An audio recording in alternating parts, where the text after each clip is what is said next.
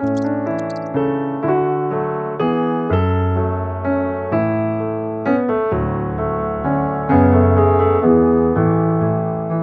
buenas a todas, ¿qué tal? ¿Cómo estáis?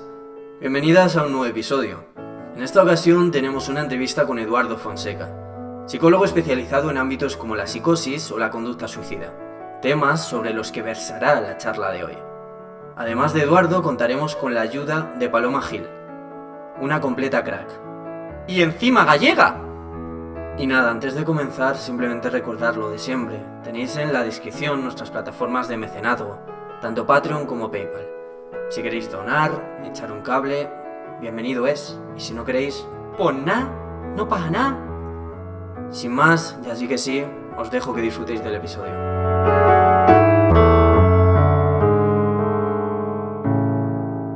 Pues en primer lugar, queríamos que nos hicieras una pequeña introducción acerca de quién es Eduardo Fonseca, de dónde proviene, a qué se dedica.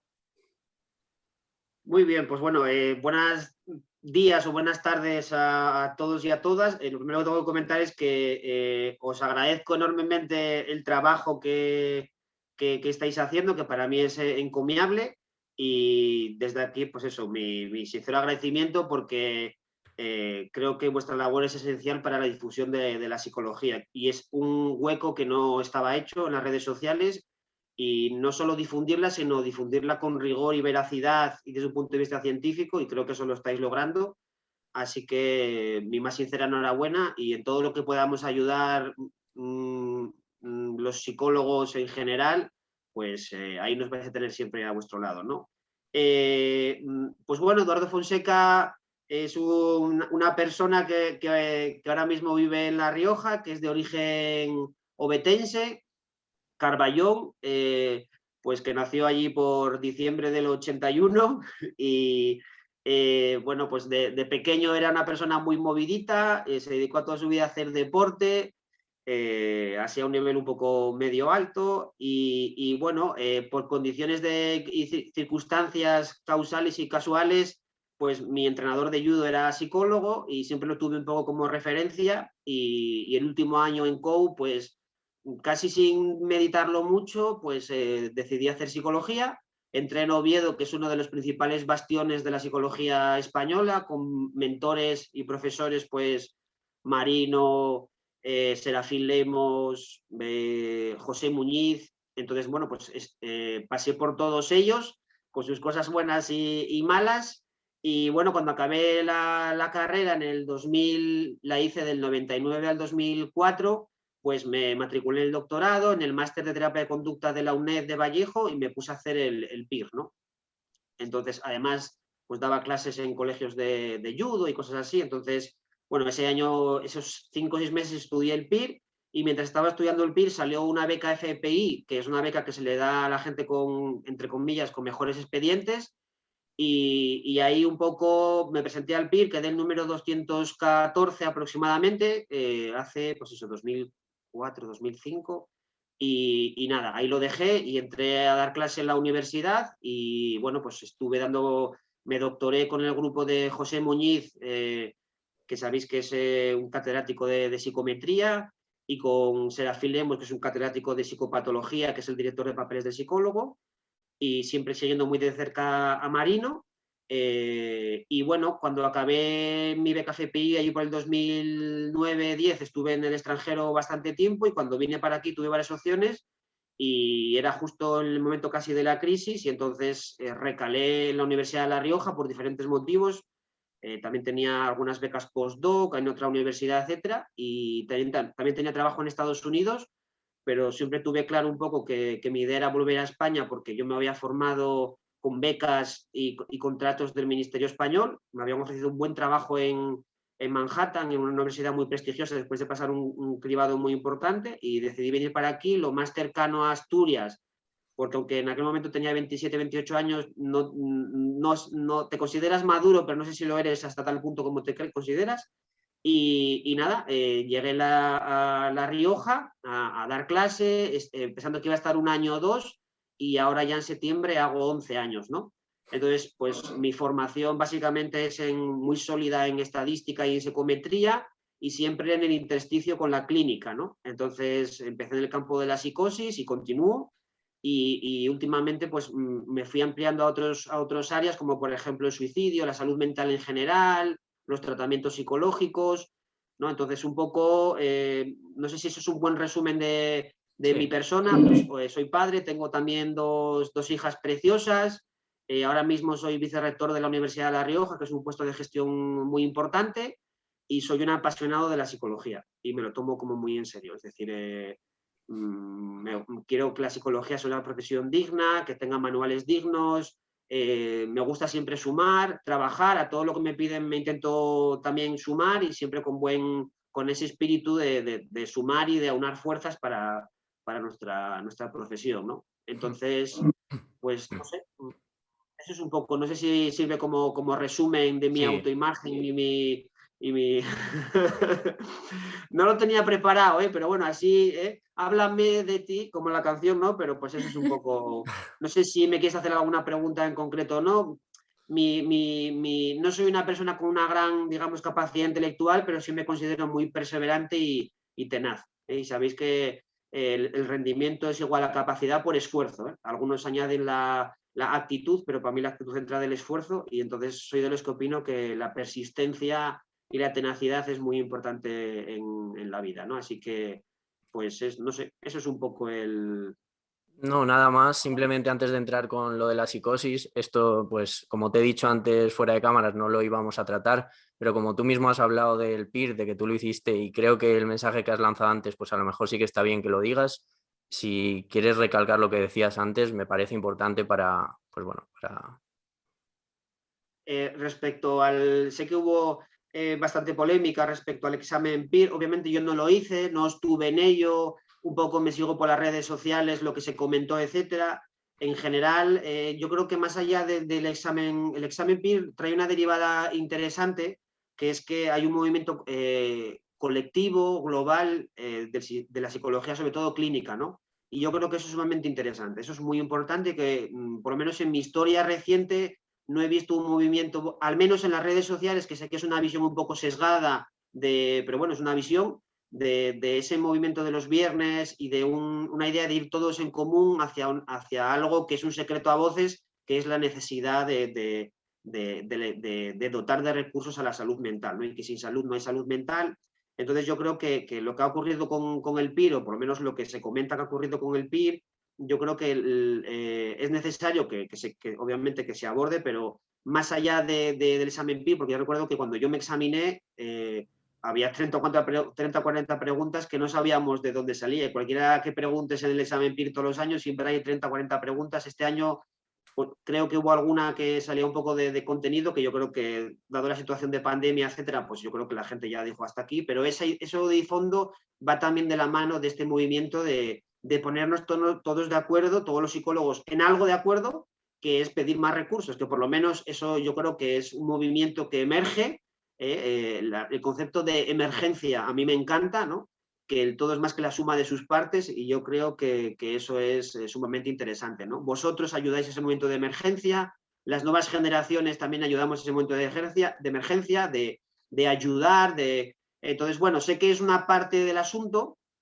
Otra que podríamos debatir es que al final los psicólogos vamos a tener que ocupar puestos políticos. Eso está clarísimo. Alguien va a tener que darle paso al frente porque es ahí donde, digamos, se cuecen las habas, ¿no? Entonces, alguien tendrá que dar ese paso porque al final las decisiones son políticas, pero bueno, yo creo que ese ruido que está haciendo y que políticos salgan a la palestra hablando de salud mental, yo creo que es un antes y un después en la psicología española, ¿no? Entonces, bueno, y yo creo que es algo que tampoco está acordado, ¿no? Sino que va emergiendo y la gente va viendo que eso es interesante y necesario.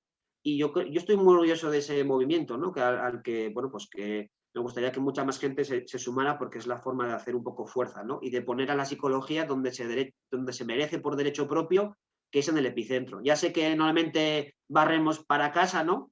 Y nada de lo psicológico nos es ajeno, como dice alguno por ahí, pero es verdad, es que, no sé, es una cosa de perogrullo, ¿no? De la importancia de la psicología y de la salud mental, y no solo estoy hablando en el ámbito clínico sanitario, sino estoy hablando, por ejemplo, en los contextos escolares. Otra cosa que a mí me sorprende, ¿no? Que institutos que tienen igual 1000 alumnos y que haya un psicólogo cuando sabemos la proporción de problemas, no de trastornos, de problemas que hay, etcétera, Sí. ¿no? Y ahí podría ir trazando una línea hacia otros campos, ¿no? Pero por decir dos, que vamos, que es cuanto menos antidemocrático, ¿no? Ya sabéis que el mandato que reza la Constitución es que tiene que haber ese acceso a esa calidad, ¿no? Entonces, claro, eso aparte es un movimiento social, pero también hay que, los psicólogos tenemos que estar en esos lugares donde esas cosas se debaten.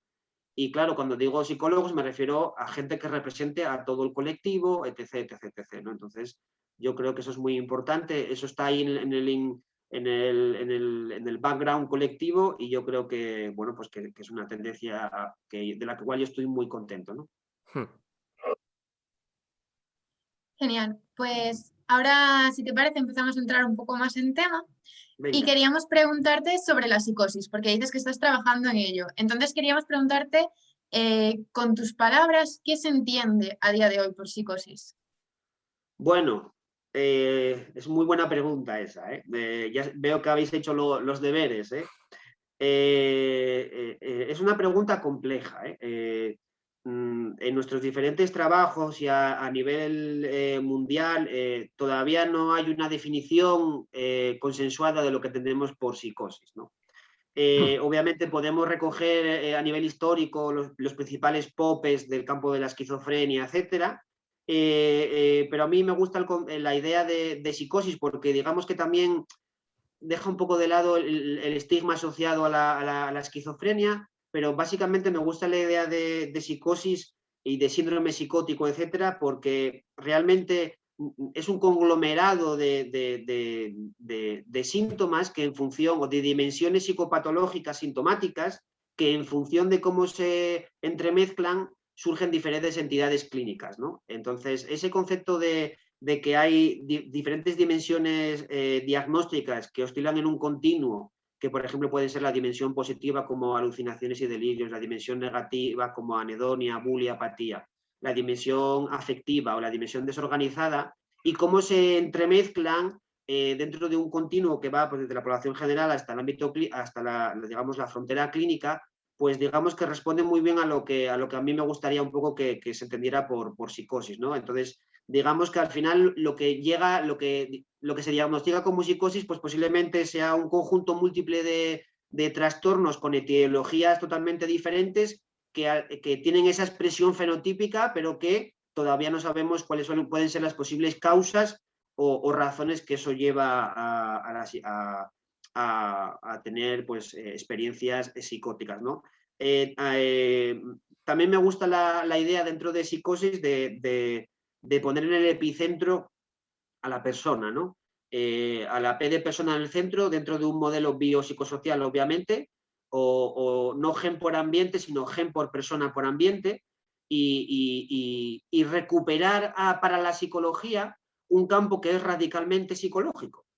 Sabemos que hay mucho cliché y esa imagen un poco negativa, estigmatizante de que la esquizofrenia o la psicosis es un trastorno mental grave con un claro origen biológico, y yo creo que es muy importante que los psicólogos recuperemos y resituamos a la psicosis en el campo donde realmente tiene sentido, que es en el del yo dividido, y como tal, etimológicamente el yo dividido es cuanto menos psicológico, ¿no? Entonces yo creo que es una pica en Flandes que los psicólogos resituemos el concepto de la psicosis donde es, que es en el plano psicológico, y esto no estoy diciendo que niego otras realidades, sino que zapatero a tus zapatos, que hay que un poco, bueno, entonces digamos que esto pasa también con otro trastorno que colinda que es, por ejemplo, el trastorno bipolar.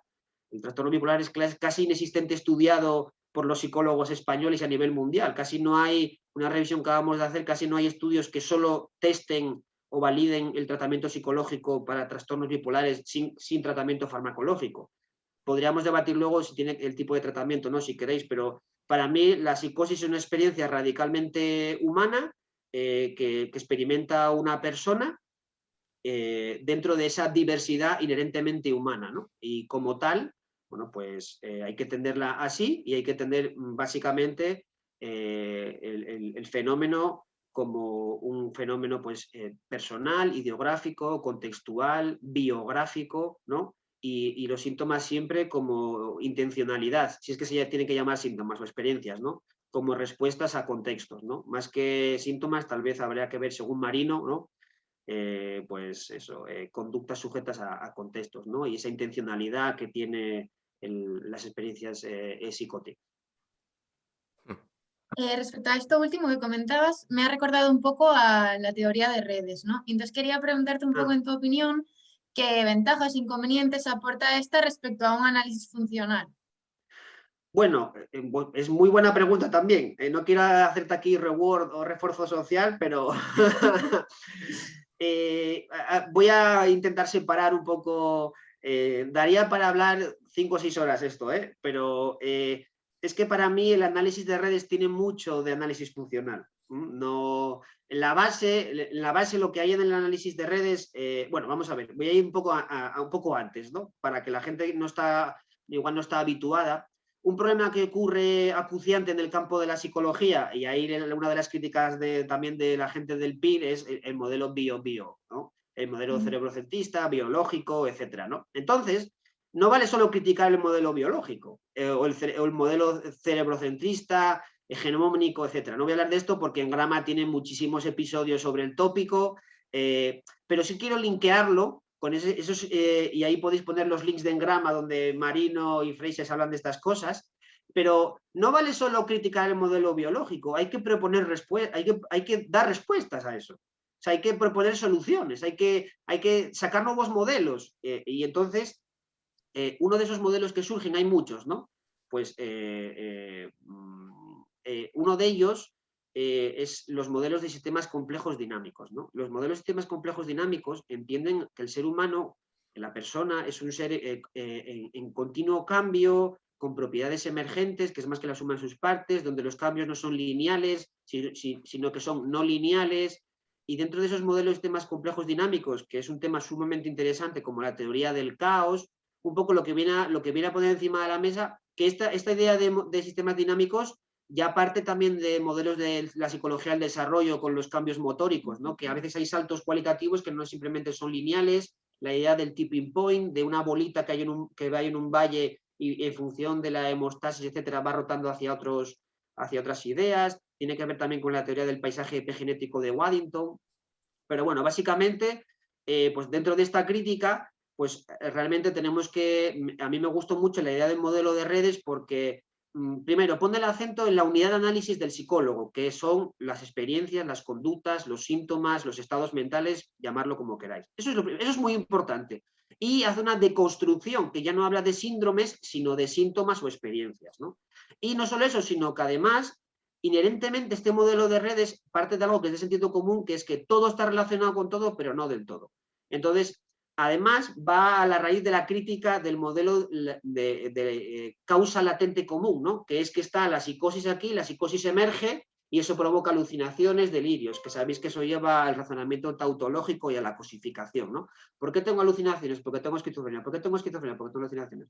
Bueno, pues dentro de este contexto, al final, lo que nos interesa es rescatar nuestra unidad de análisis. La unidad de análisis del psicólogo es la conducta, el comportamiento, cada uno que ponga un poco. Y el modelo de redes para mí es un aire fresco en el campo de la psicología, porque al final lo que permite es analizar las relaciones de experiencias, de síntomas unos con otros, tanto las que hay como las que no hay.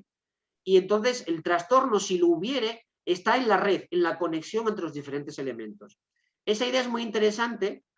¿Por qué? Porque además recoge la idea de que la red es algo que siempre depende del contexto y que está en continuo cambio. Es una continua interacción con el entorno, ¿no? Y esto a su vez enlaza con algo que a mí me gusta mucho, que será un boom dentro de poco, que es la evaluación ambulatoria.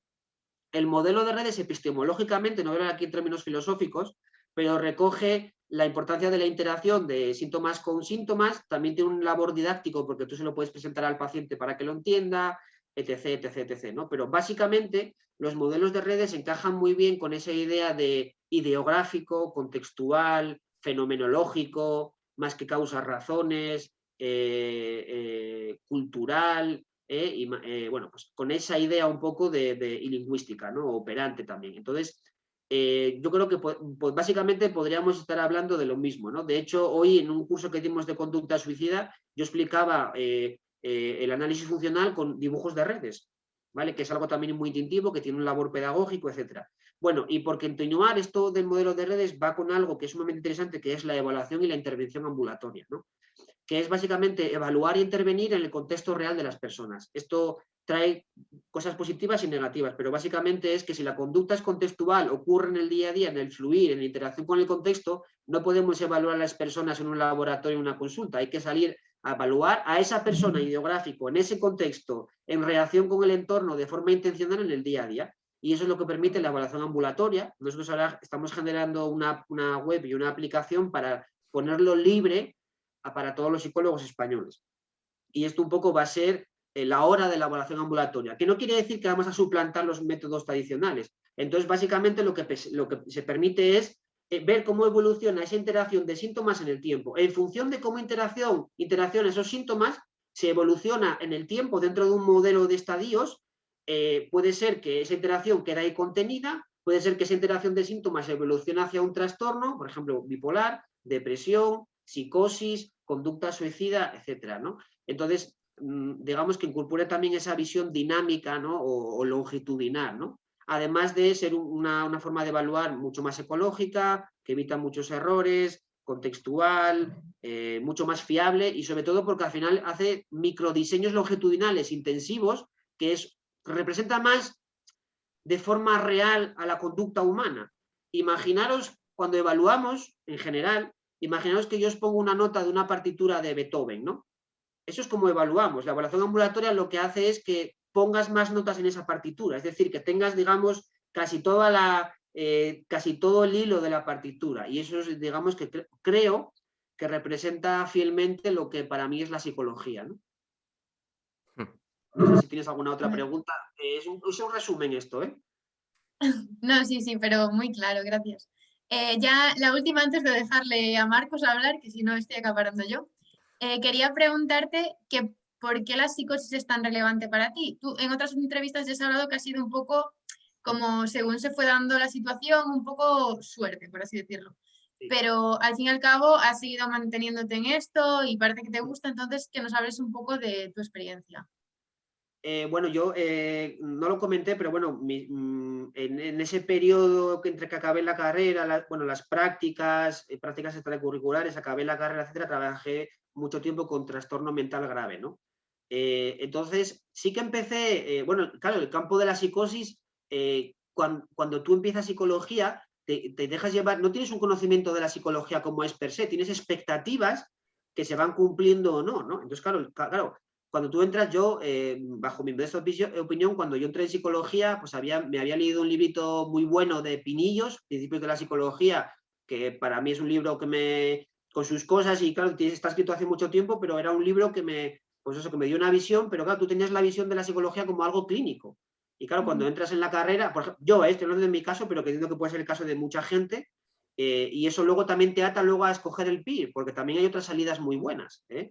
O sea, aparte del PIR, ¿eh? Pero bueno, que esa visión, esa expectativa previa de la que también sufrimos y padecemos los psicólogos, porque en casa del herrero cuchara de palo o cuchillo de palo, pues digamos que, claro, siempre lo tenías ahí esa visión de la psicosis como, digamos, el paradigma del trastorno mental, ¿no? Donde están afectadas todas las funciones psicológicas. En Oviedo, pues estaba Marino y Serafín Lemos, que básicamente era la gente que trabajaba en psicosis en España, con muy pocas excepciones. Los principales libros que hay de psicosis y capítulos de manuales eran de ellos dos. Entonces, pues coincidió que mi interés pues, era algo de construir un test para detectar el riesgo en jóvenes en psicosis. Empecé por esa línea y yo creo que, no sé si causal o casual, pero claro, para mí los mejores profesores eran Marino. Bueno, hay profesores muy buenos, pero los que más me llamaban la atención pues era Serafín Lemos, Marino y Muñiz. Entonces hice ahí un mix entre una cosa y otra. Y entonces, digamos que tenía un cierto interés intelectual, pero casualmente coincidió porque me llamaban esos profesores, a los cuales le estoy obviamente muy agradecido, porque lo que soy yo en una parte muy grande es debido a mis mentores, esa idea que caminamos a hombros de gigantes es totalmente cierta. Y entonces, pues claro, empiezas a estudiar sobre riesgo a la psicosis, te empiezan pues empiezas a interesarte pues, por evaluación de la psicosis en general. Un día te llaman para dar un simposio de una charla que es sobre tratamientos para síntomas psicóticos atenuados. Otro día te embarcas en un libro sobre evaluación. Entonces, ese, digamos, conocimiento de la psicosis va ampliando, te vas interesando, vas cogiendo también tu responsabilidad en el tema, porque, por ejemplo, estás viendo que no hay manuales rigurosos en España. Por ejemplo, no había manuales de evaluación en psicosis hecho por psicólogos o manuales de tratamientos psicológicos para la psicosis. Entonces, eso te hace, digamos, te vas poniendo tú como metas, ¿no? Horizontes que van siendo evanescentes. La propia idea de horizonte es que es evanescente. Entonces, cuando llegas a un punto, ya estás en el siguiente.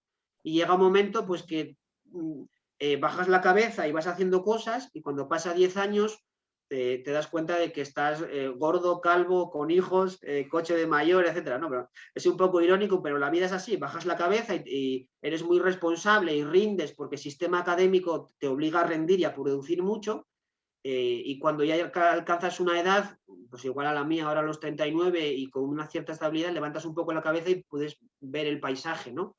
Y entonces, pues eso, te van pidiendo cosas, tú te vas interesando por cosas, vas viendo que hay cosas de la psicología que no están resueltas en España a nivel mundial, entonces te embarcas en cosas, te van pidiendo cosas y entras en una especie de red, ¿no? Que te va llevando, te atrapa, y a mí, que soy un apasionado, que no, en la mayoría de los casos no es trabajo, sino que es algo que hago también para evadirme y donde disfruto y tal, pues llegas a este asunto, ¿no? Entonces, también hay cuestiones personales, bueno, que también siempre está ahí, ¿no? Y ese es el asunto, ¿no? Entonces, también el caso del suicidio, ya con una mayor, digamos, reflexión sobre mi forma de investigar, cuando tienes una actividad, digamos, más estable, pues es también algo que me choca la atención, que es de tarjeta roja para los psicólogos españoles, y yo soy el primero que me lo tomo en serio, que no haya manuales rigurosos de suicidio, de conducta suicida. Hay uno, voy a decir uno, en español. Entonces, claro, eso va unido, luego lo hablaremos si queréis sobre la conducta suicida, va unido a que también sea un tema tabú, incluso entre los profesionales de la psicología.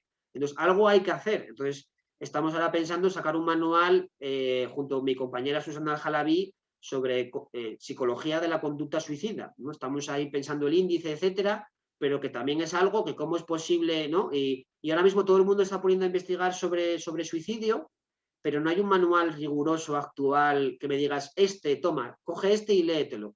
Y entonces, claro, eso es una tarjeta roja para los psicólogos. Alguien tiene que hacerlo. Es que, bueno, entonces nosotros normalmente cuando hacemos un libro siempre son obras colectivas. Los libros no son nuestros, son de todos. Siempre firman los libros 80, 70 autores.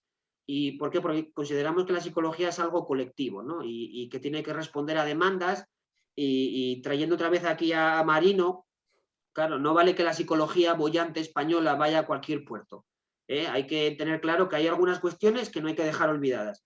No vale estudiar, lo siento, sobre... no, hay cosas que no podemos dejar desatendidas. Y la psicosis era una, los tratamientos psicológicos, desde mi modesto punto de vista, es otra, y la conducta suicida es otra. Otra que no hay que dejar desatendida es la difusión y la transferencia del conocimiento científico, que lo hacéis vosotros.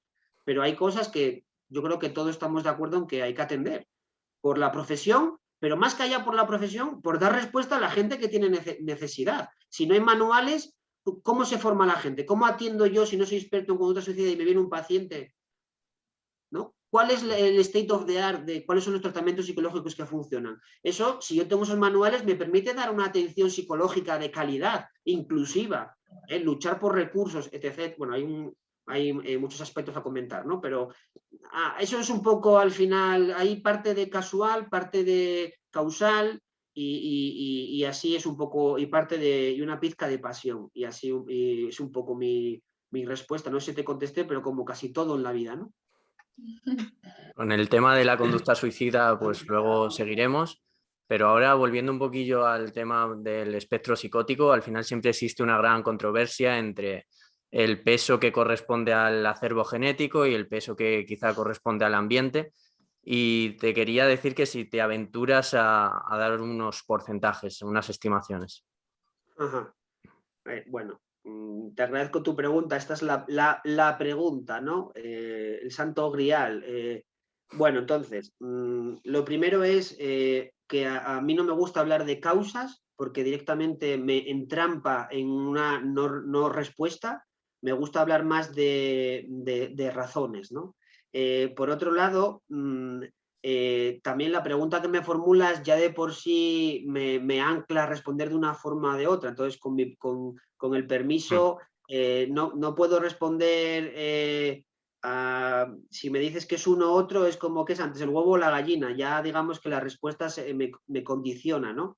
Lo que yo sí que tengo claro es que la psicología tiene que rescatar un campo que es eminentemente y radicalmente psicológico, que es el del yo dividido. Sin negar otras realidades, porque yo sí que opino que es un modelo radicalmente biopsicosocial, es decir, que tiene que haber un componente biológico, que no genético, tiene que haber un componente psicológico y un componente ambiental. Tu pregunta me acabas de decir gen por ambiente, pero te voy a rescatar a la persona, que es la que está justo en el epicentro de la ecuación, ¿no? Entonces, a veces cuando hablo de los aspectos psicológicos de la psicosis, parece como que dejo de lado lo biológico o lo social. No. La psicología, digamos que es la ciencia del comportamiento de la persona y que está siempre acechada por dos tiranías, ¿no? Que es, por un lado, la biológica, que no genética, y por otro lado, la sociocultural, ¿no? Entonces, yo creo que ahí es donde nos movemos muy bien los psicólogos y es donde nos tenemos que hacer fuertes. Entonces, a mí lo que me gusta es resituar y sin tapujos y sin miedos, ¿eh? No pasa nada, a veces parece que tenemos complejos y a veces cuando lo digo, alguien me mira entre colegas y dice, ¿pero qué dices? Si la psicosis es un trastorno mental claramente cerebral y genético, yo siempre le digo, demuéstramelo. La forma de diagnóstico de la psicosis, ¿qué es? ¿A través de un test genético?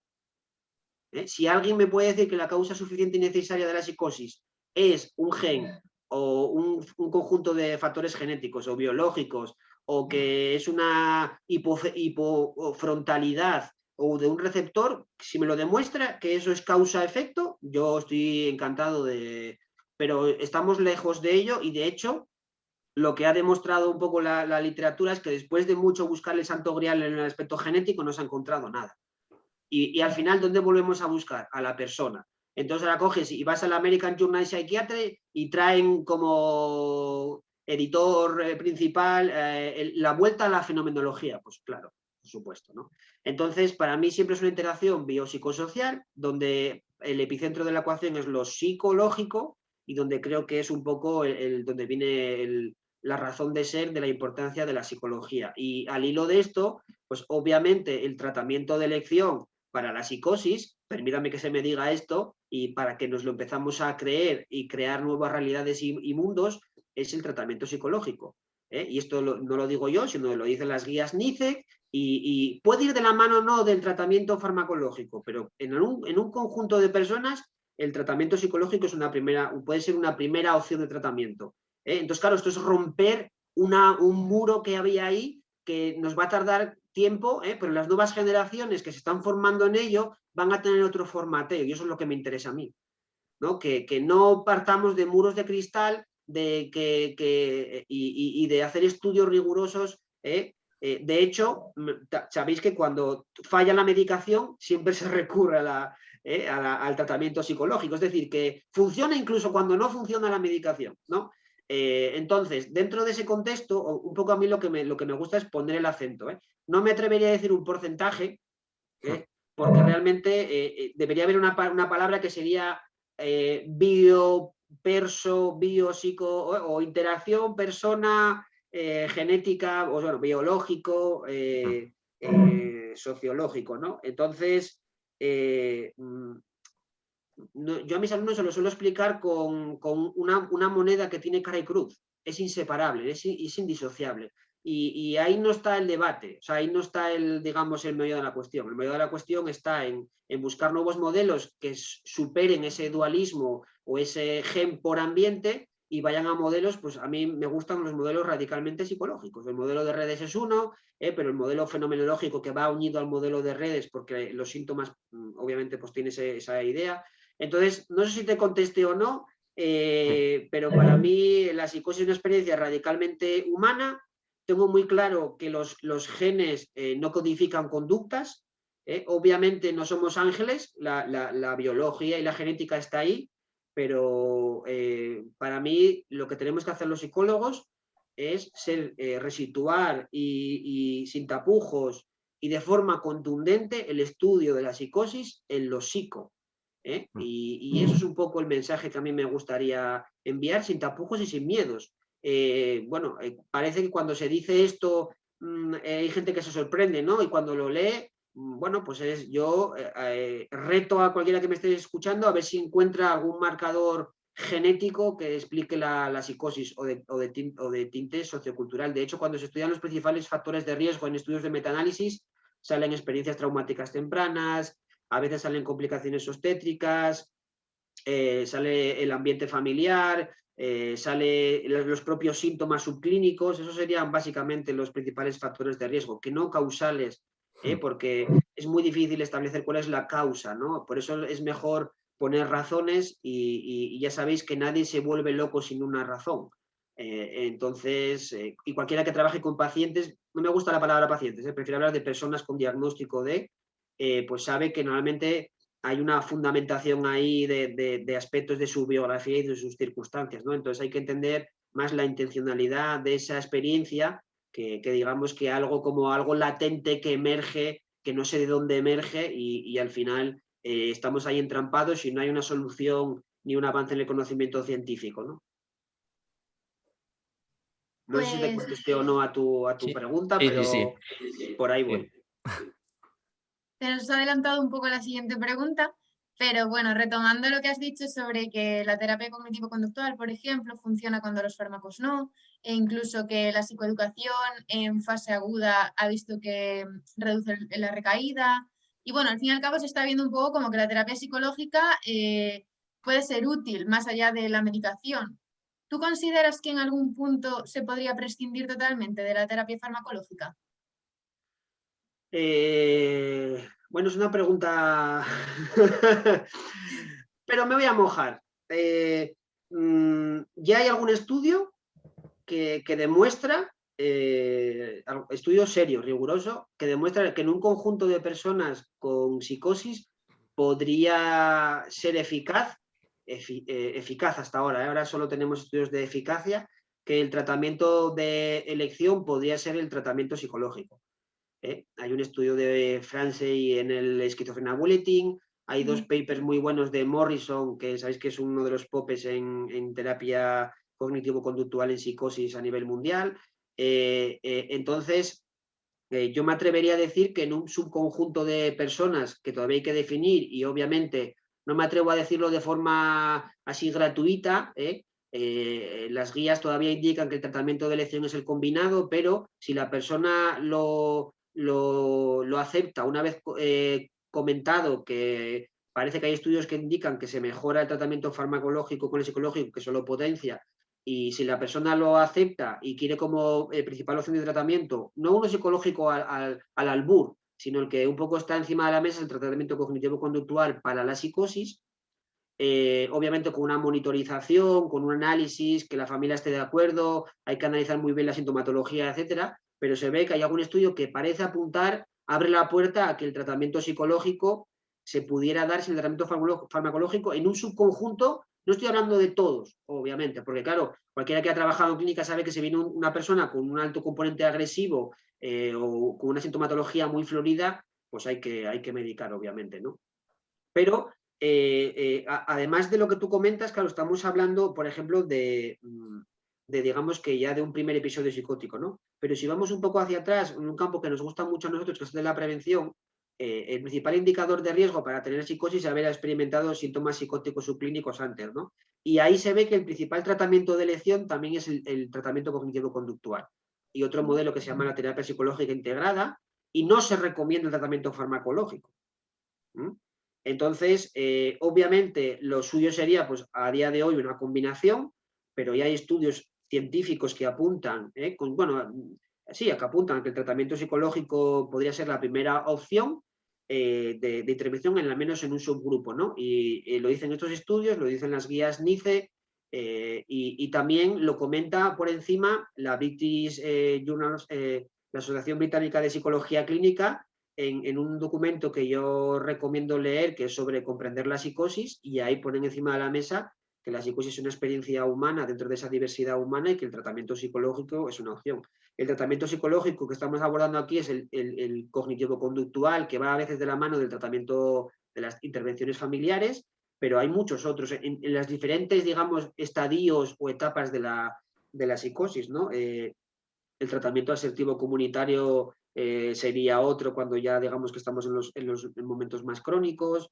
Bueno, pues que ahí digamos un poco podría estar el juego. Entonces, si me preguntas, a mí me gusta la idea de pensar de que todavía no me atrevo a decir con rotundidad, pero sí que hay datos que apuntan a esa tendencia.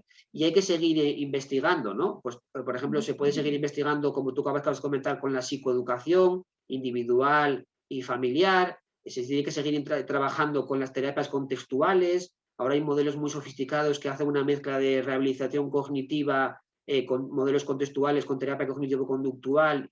También están los paquetes integrados multimodales, es decir, que hay un bagaje, un cuerpo sólido de información y que además todos estos tratamientos están empíricamente apoyados con un grado de argumentación A o B, es decir, que digamos que tienen cierta solidez. Y no solo los recomiendo estas instituciones, sino que la APA, si ves a la página de la Asociación Americana de Psicología, en sus tratamientos también los recomienda, ¿no? Entonces, yo creo que esto apunta a una dirección que es que debería haber consorcios de psicólogos que trabajemos o que trabajen en psicosis y que hagan estudios rigurosos y serios para demostrar en España que la terapia, voy a poner una de ellas, ¿no? La terapia cognitivo-conductual funciona independientemente del tratamiento. Pues, por ejemplo, oye, en primer episodio psicótico, ¿no? O en síntomas psicóticos. Y hacer estudios rigurosos por psicólogos en entornos asistenciales. Entonces, la idea yo un poco de, y que lo lanzo aquí, de que haya consorcios de psicólogos que trabajen en grupos sobre conceptos, sobre cosas relevantes, y dos de ellas es la psicosis y el suicidio, ¿no? Pues es sumamente interesante. De hecho, ahora, a raíz de estos manuales de tratamientos psicológicos a adultos, infancia y adolescencia y el de psicosis, ahora sale un artículo en Psicotema que firman más de 90 autores, que es una revisión de todos los tratamientos psicológicos empíricamente apoyados.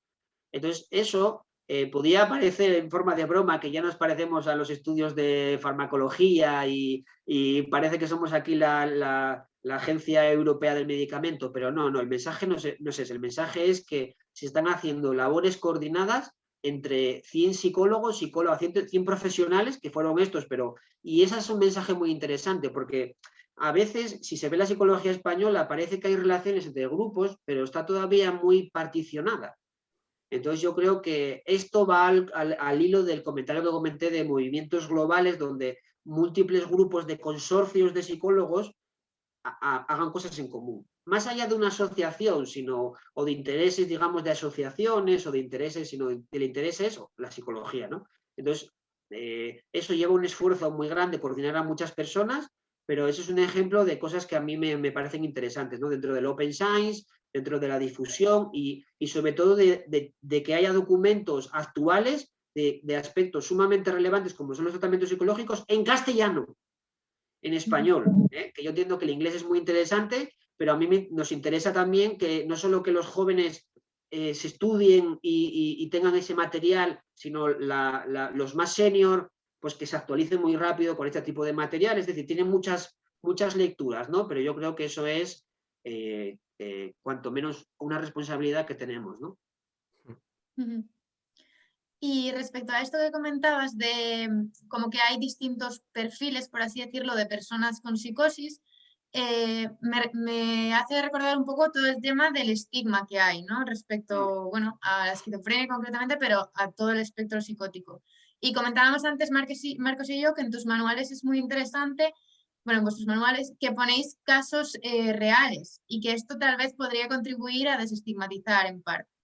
Ajá. Y bueno, en general preguntarte un poco cómo ves todo el movimiento que está habiendo actualmente de normalizar los problemas de salud mental Ajá. respecto a la psicosis, si queda un poco como de lado o si se ve incluida o cómo lo ves tú. Te agradezco que me hagáis esta pregunta.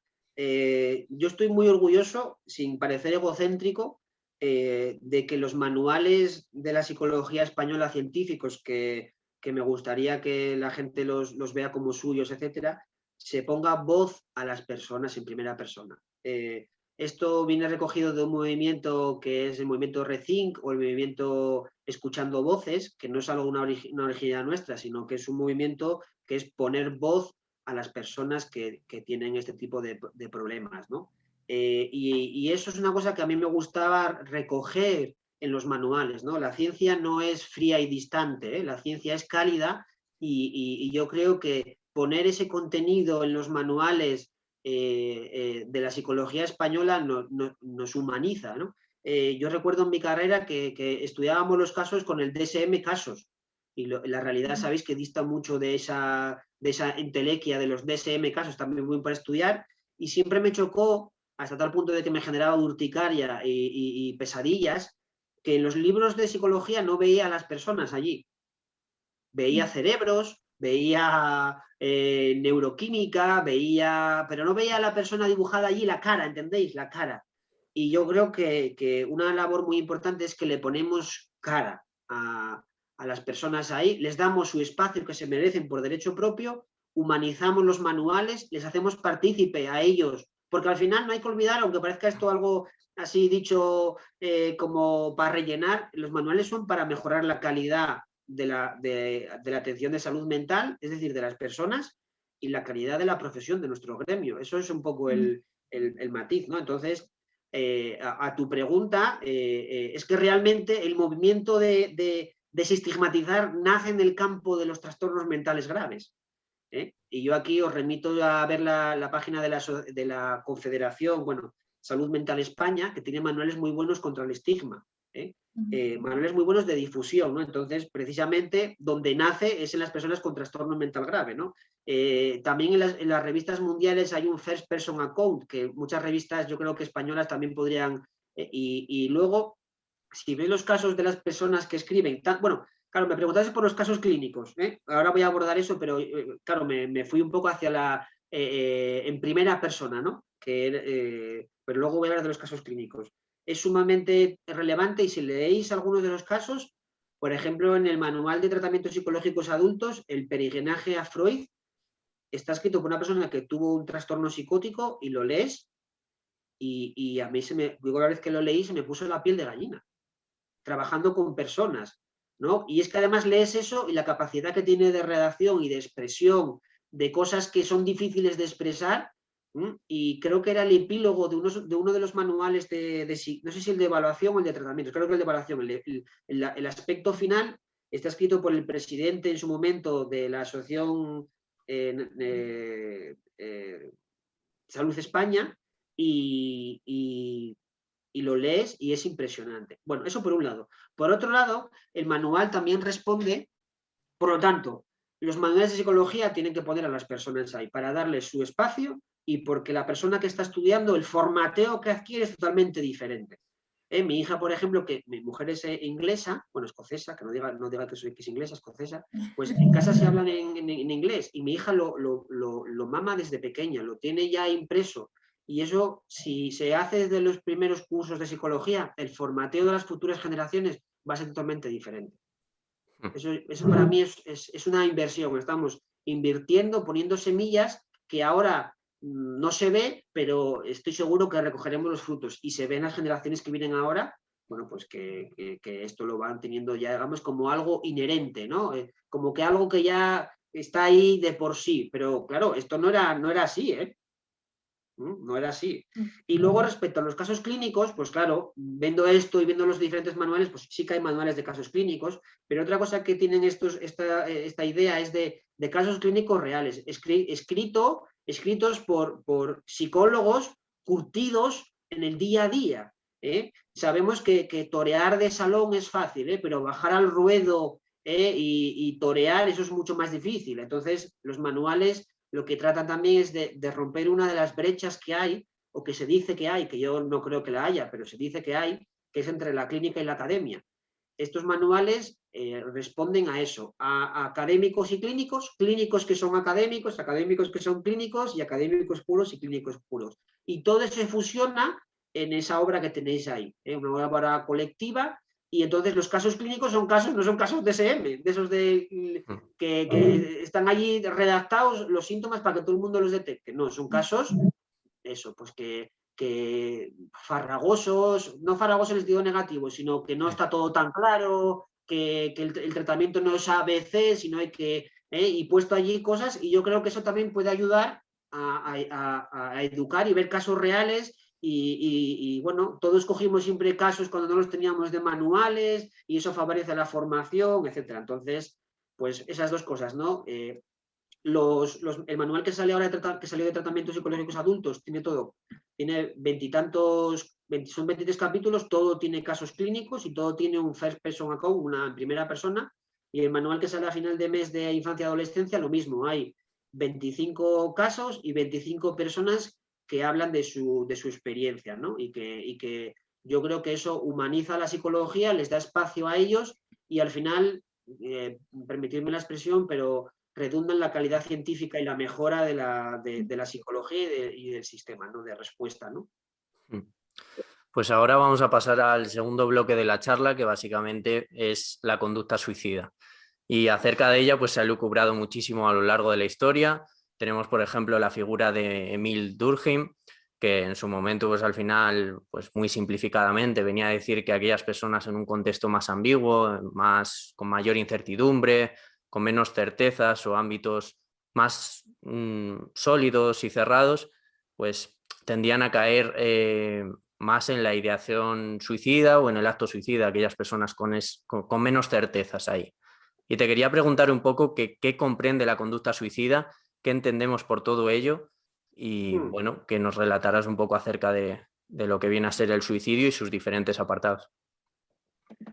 Pues, a ver, cogiendo un poco desde atrás lo que hemos ido comentando, el tema del suicidio, bueno, es un tema que también está un poco no abordado por la psicología española, ¿no? No sé si estáis al tanto de la conducta suicida, pero, por ejemplo, casi no se ve en la carrera. Yo me atrevería a decir que en mi carrera, que era cuando 5 años que era la licenciatura, lo vi 2 horas y poco más. Y creo que sí, 2 horas. Cursos que damos para profesionales de la psicología y gente que ya con máster, etcétera, no lo han visto tampoco. Entonces, eso cuanto menos nos lo deberíamos hacer mirar, ¿no? Entonces, eso es por un lado, ¿no? Por otro lado, la conducta suicida es un tema que tenemos que rescatar, al igual que pasó con la psicosis, porque es una de las principales causas de muerte y discapacidad a nivel mundial. La OMS sitúa al suicidio consumado como la segunda causa de muerte a nivel mundial en adolescentes y jóvenes, entendidos entre 15 y 29 años. Y esto no lo digo yo, lo dice la OMS. Y hay muchas personas que no lo saben, ¿no? Si eso es verdad, ¿qué estamos haciendo nosotros para evitarlo? Y estoy hablando desde el punto de vista clínico y como desde el punto de vista académico, científico, etcétera, ¿no? Es decir, de investigación para solucionarlo, ¿no? Entonces, la conducta suicida es un tema que, bueno, a mí me llega por un problema de alguien que me comenta una cosa y bueno, pues esa idea de ver lo que hay y cuando te pones a indagar te das cuenta que en el mundo hay poco y en España hay menos, comparativamente con otros temas. Y ya os digo que de libros de suicidio podrá haber uno en España, digamos, o dos, bueno, hay varios, ¿no? Pero bueno, podría decir dos, ¿no? Entonces, claro, eso para mí, sabéis que la conducta suicida no está catalogado como un trastorno mental. La conducta suicida no es un trastorno mental, la conducta suicida no es un problema del cerebro, la conducta suicida necesariamente tampoco tiene que ser un síntoma de un trastorno. Puede serlo, pero no necesariamente en todos los casos lo es. A veces la conducta suicida no va asociada a un trastorno mental. De hecho, la OMS no lo codifica ni la CIE como trastorno mental, sino en otro apartado, ¿no? Me gusta que utilices la palabra conducta suicida, que no suicidio, porque para nosotros la conducta suicida, luego seguro que me vais a preguntar sobre esto, pero recoge diferentes manifestaciones o expresiones, ¿no? Por lo tanto, Eso todavía a día de hoy no está muy claro, pero la conducta suicida recoge ideación, comunicación y acto. Dentro de la ideación, pues entra la propiamente ideación y la planificación, que ya sería una ideación mucho más activa, no tanto pasiva. Entraría la comunicación, pues que ahí hablamos de ya comunicar verbalmente o no verbalmente la conducta suicida, y ya luego vendría el acto, ¿no? Y dentro del acto suicida, ahí estaríamos hablando del intento suicida y ya del suicidio consumado. Entonces, es un espectro de conducta suicida, va pasando por diferentes estaciones, ¿no? Puede ir de la una a la otra, o también puede ir directamente de la ideación al acto. Es menos típico, pero puede ir, ¿no? Entonces, la conducta suicida es un tema que me atrevería a decir cosas similares a las que he dicho para la psicosis. Para mí la conducta suicida, si es algo, es psicológica. Lo que está en la base de la conducta suicida es el sufrimiento psicológico. Y eso es radicalmente de raíz psicológico. Entonces, obviamente hay muchos factores que entran en la ecuación, ¿no? Pero lo que caracteriza al comportamiento, a la conducta suicida, es precisamente la psicalgia, ¿no? Ese sufrimiento vital. De hecho, algunos autores los llaman penacidio, que es morir por pena, en el sentido de que del meollo de la cuestión de la conducta suicida es lo psicológico. Nosotros nos gusta la idea de psicología de la conducta suicida, pero es digamos como una, ¿cómo se dice cuando digamos que ya le pongo algo a la palabra que realmente no tiene que tenerlo? Porque realmente la conducta suicida de por sí es psicológica. Entonces, yo creo que visto un poco el impacto que tiene a nivel sociosanitario la conducta suicida, lo poco que está investigado en España, luego si queréis os puedo dar datos, pero son abrumadores lo poco que está investigado en la conducta suicida en general y comparativamente con otras áreas. Y bueno, no sé si he respondido, pero bueno, a tu pregunta de qué es la conducta suicida, luego Sí. sabéis que la conducta suicida es un fenómeno que es multidimensional, en el sentido de que tiene múltiples caras, es poliédrico, tiene diferentes manifestaciones, es multicausal y un poco al final es dinámico, y para mí la conducta suicida, básicamente, trayendo otra vez aquí a Marino y a mi querida también Susana Al-Jalabi, pues yo lo veo como un problema de la vida, ¿no? Como un drama, y que una de las posibles soluciones que encuentra la persona precisamente para quitar ese dolor, ese sufrimiento vital, ese malestar, esa desesperanza, esa falta de sentido de la vida, etcétera, pues es, digamos, suicidarse, ¿no? Entonces, dentro de ese contexto, yo creo que, de hecho, hay un movimiento que ahora no sale, pero hay muchísima gente trabajando en suicidio, y yo creo que va a haber una ola de publicaciones y de trabajos muy rigurosos en los próximos años, porque yo creo que mucha gente ve que hay un deber y una responsabilidad de dotar de recursos y de ponerlo encima de la mesa, porque no por no hablarlo el problema desaparece. De hecho, lo que se está viendo es que se mantiene o incluso aumenta, ¿no? Entonces, aquí un poco en la conducta suicida lo que hay que hacer es ponerlo negro sobre blanco. Una cosa cuando se habla de conducta suicida es que hablar de un hecho suicida concreto, que alguien que se suicidó, y no poner fotos, no utilizar un lenguaje muy negativo, pesimista, estigmatizante. Y otra cosa totalmente diferente es personas expertas, gente concreta que sepa hablar en público y que sepa decir cosas y defender la psicología, que hable de forma veraz, crítica, responsable de la conducta suicida. Porque hablar de la conducta suicida con píldoras de información hace que la gente progresivamente lo vaya entendiendo, reducir el estigma y el tabú, y por lo tanto que eso sea un tema que se hable con más tranquilidad, incluso entre los profesionales de la psicología. Y sin ánimo de encasillar ni nada, pero ¿existe algún tipo de perfil prototípico a nivel sobre todo sociodemográfico, me refiero? Pues algo etéreo, inconcluso. Bueno, nos gustaría que hubiera un perfil, pero te adelanto que no hay una única razón por la que las personas se suicidan. Siempre es múltiples razones y no hay una única, no sé si me expliqué bien, que explique. Cada persona tiene sus razones, sus motivos por los cuales hace un intento de suicidio o es un suicidio consumado, ¿no? Entonces, eso es un poco lo que se encuentra. Y yo creo que nunca vamos a encontrar una única causa, ¿no? Porque siempre es una interacción de múltiples factores. A mis alumnos esto yo lo explico con los modelos de las frutas, ¿no? podría darse el caso el modelo melocotón, ¿no? Que es que lo que casi todo el mundo tiene en la cabeza, que es que vas quitando capas y llega un momento que encuentras, digamos, la semilla, que es, digamos, como el núcleo, la razón por la cual la persona se suicida, ¿no? Que la puede haber, pero no tiene por qué ser idéntica y totalmente, seguramente es totalmente diferente porque la biografía, el contexto es totalmente diferente, ¿no? Luego está el modelo Onion o el modelo cebolla, que es el modelo que vas quitando capas y llega un momento que sigues quitando capas y nunca encuentras nada, ¿no? Y ese es otro modelo que se podría encontrar y que a veces se encuentra, ¿no? Y a mí el modelo que más me gusta es el de la ensalada, el tutti frutti, ¿no? Que es una interacción de todo con todo y que esa ensalada o esa interacción, ese tutti frutti, depende un poco de la persona, de su historia biográfica, de esa interacción ambiente, persona, biológico, etcétera, ¿no? Entonces, un poco la idea es que no hay una única causa, sino que hay múltiples razones por las cuales la persona llega a esa conducta suicida, ¿no? En sus diferentes expresiones, pero sobre todo el suicidio consumado, ¿no? Y no lo comenté anteriormente, pero fijaros que en España aproximadamente fallece al año por suicidio consumado entre 3.500 y 3.700 personas. Como límite inferior, como límite inferior me refiero a que eso se sabe que son personas que efectivamente se han suicidado.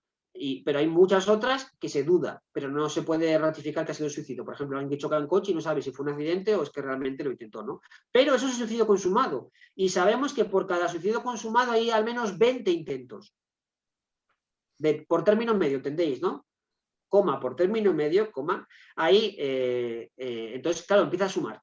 Entonces puede ser que igual hay 20.000 o 30.000 cosas, si voy a llamarlo cosas, porque no quiero llamarlo trastorno o problema, vicisitudes de la vida, y eso genera un impacto también, porque el intento de suicidio también genera malestar en la familia, y sabéis que por cada suicidio, por término medio, se afecta a 7 o 10 personas, más el gasto que hay, el impacto que hay sociosanitario de esa persona que fallece, la familia cómo queda, bueno, etc, etc, etc. Y algo que no me vais a comentar, pero a mí me gustaría decir, que es la idea de no solo de prevención y de tratamiento, sino la de postvención, que es un término que no se conoce mucho, que es intervenir cuando hubo el evento, ¿no? Por ejemplo, en un centro educativo, nosotros tuvimos que intervenir en un centro educativo porque pasó un caso, imaginaos a alguien que se suicida en un centro educativo, cómo quedan los profesores y los alumnos. Eso también hay que tratarlo. A eso se le denomina la posvención. Y hoy me lo preguntaban en un curso, ¿y qué pasa entre profesionales? ¿No? Lo peor o una de las cosas que nos puede pasar peor es que nos fallezca un paciente, ¿no? Usuario, podemos poner diferentes consultantes, etcétera, ¿no? Y eso también hay que trabajarlo. También el psicólogo tiene que tener esas labores de autocuidado. Y aquí podríamos enlazar con la psicoterapia y Norcross, etcétera, pero eso también es sumamente importante. Y sobre todo en el tema de la prevención, ¿cómo hemos de trabajar al final en pos de ella? ¿Qué medidas podemos tomar o qué hemos de hacer? Bueno,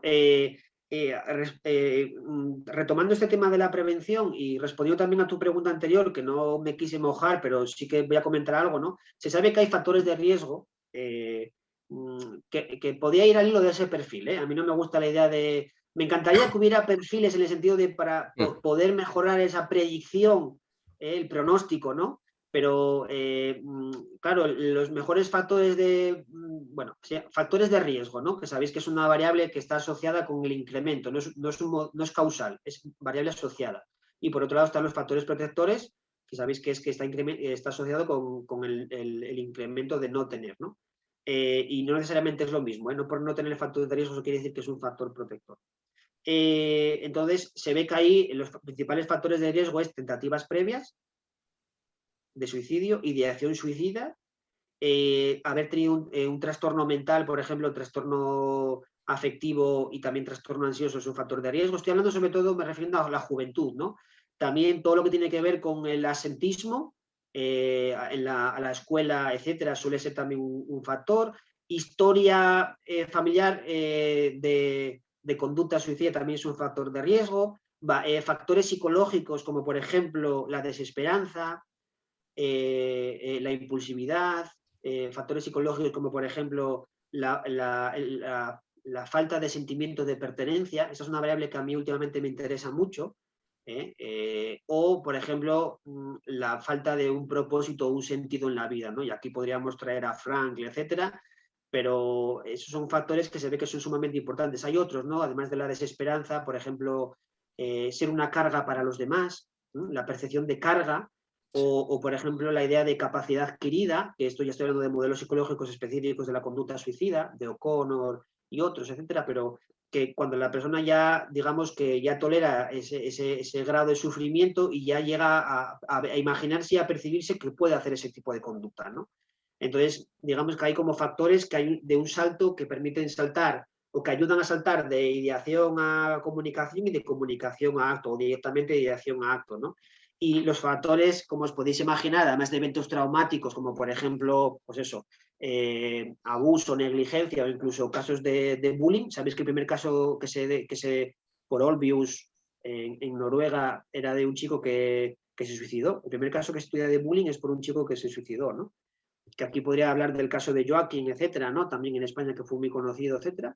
Pero bueno, esos serían un poco los factores, digamos, de riesgo. Los factores protectores están muy poco estudiados, pero fíjate que de todos los factores que dije, todos son de corte psicológico. No dije nada genético ni nada biológico. Obviamente hay mucho que estudiar porque realmente esos factores de riesgo se ve que son transdiagnósticos, que son para muchos otros problemas y que tienen muy poca especificidad. ¿Por qué? Porque claro, al final es una continua interacción de todo con todo, pero no del todo, ¿no? Entonces, dentro de la prevención, que a tu pregunta, en general, el refrán de más vale prevenir que curar, a mí me gusta, ¿no? El refrán este de la abuela, ¿no? Pero yo lo corregiría, porque a mí yo prefiero más vale promocionar que prevenir y más vale prevenir que curar, ¿no? La idea de prevención lleva implícita que hay algo que prevenir, ¿no? La idea de promoción es algo más positivo, algo más que trabaja en factores, en desarrollo de competencias, etc, etc, etc, ¿no? Yo entiendo que a veces lo hablamos de forma indistinta, pero el lenguaje es muy importante, ¿no? Porque crea o no realidades, ¿no?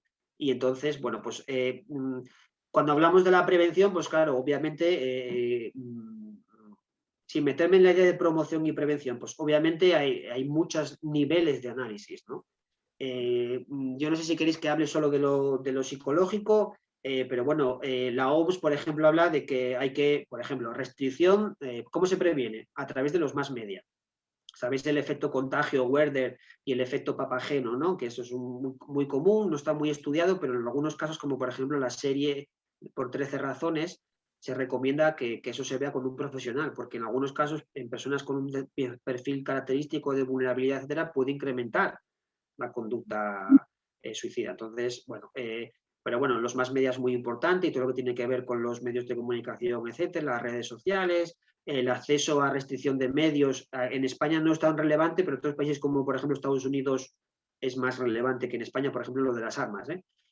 Todo lo que tiene que ver con la formación de familiares, de personas, de staff técnico, de educadores, formación de profesionales sanitarios, de psicólogos.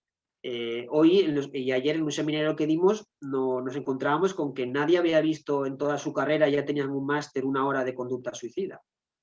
Entonces, digamos que hay múltiples niveles, también a nivel de política, establecer planes de actuación a nivel español, a nivel... dentro de la prevención, para mí uno de los principales hilos betas que tenemos los psicólogos, obviamente es en el contexto, todo lo que tiene que ver con la formación, la información, la concienciación y la sensibilización. Eso los psicólogos tenemos un papel muy importante, ¿no?